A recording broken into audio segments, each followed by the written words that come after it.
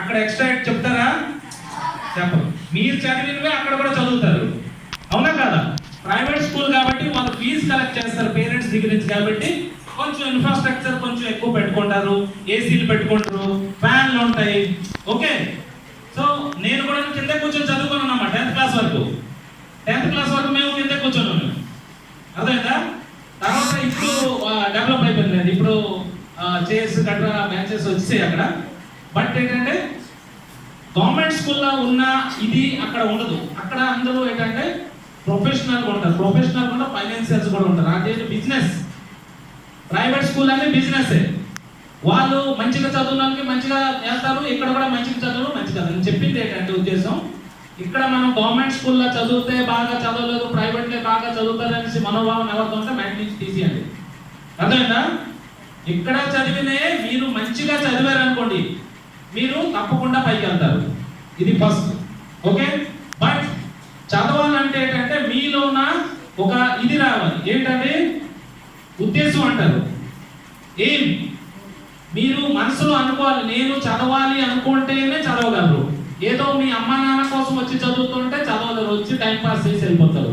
లేదా మీ టీచర్స్ కొడతారు అని భయంతో చదివితే చదవలేరు, వస్తారు చదువుతారు పాస్ చేసి వెళ్ళిపోతారు, లైఫ్ లో పైకి వెళ్ళలేరు. ఎక్కడ ఎవరైతే నేను పైకి వెళ్ళాలి, పైకి బాగా చదువుకొని పెద్ద మనిషి అవ్వాలి, మా అమ్మ నాన్న ఇవాళ ఈ పరిస్థితుల్లో ఉన్నారు కాబట్టి నేను గవర్నమెంట్ స్కూల్లో ఉన్నాను, రేపు ఉదయం వాళ్ళు ఎంత కష్టపడి నాకు ఇక్కడ పంపిస్తున్నారు, వాళ్ళకి నేను మంచి లైఫ్ ఇవ్వాలి, నా పిల్లలకి మంచి భవిష్యత్తు ఇవ్వాలి, నా ఫ్యూచర్ బాగా అవ్వాలి అనుకున్న ఉద్దేశంతో ఎవరైతే చదువుతారు వాళ్ళే పైకి వెళ్ళగలరు. అర్థమైందా?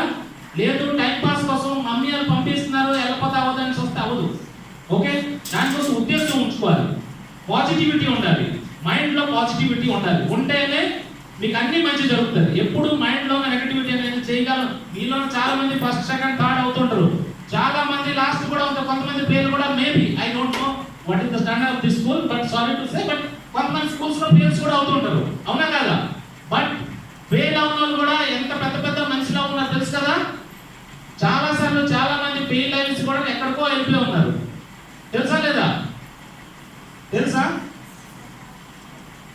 చాలా ఎగ్జాంపుల్స్ ఉన్నాయి. తర్వాత పేద ఇంటి నుంచి వచ్చిన వాళ్ళు ఇప్పుడు పెద్ద పెద్ద సైంటిస్టులు అందరూ ఎక్కడెక్కడి నుంచి వచ్చారు తెలుసా? పైకి వచ్చిన సైంటిస్టులు పెద్దోళ్ళు అందరూ చిన్నప్పటి నుంచి కష్టపడి పేదరికం నుంచే పైకి వచ్చిన వాళ్ళే పైకి వచ్చారు. బట్ మీలో ఒక పాజిటివిటీ ఉండాలి. పాజిటివిటీ అంటే నేను చదివేసి పైకి వెళ్ళాలి అని భావనతో ఆలోచించుకొని దూసుకెళ్ళాలి. నది నది నీరు గురించి ఎవరికైనా తెలుసా? గంగా నది తెలుసా? ఎక్కడి నుంచి బయటకు వస్తుంది ఎవరైనా చెప్పగలరా? ఎక్కడి నుంచి?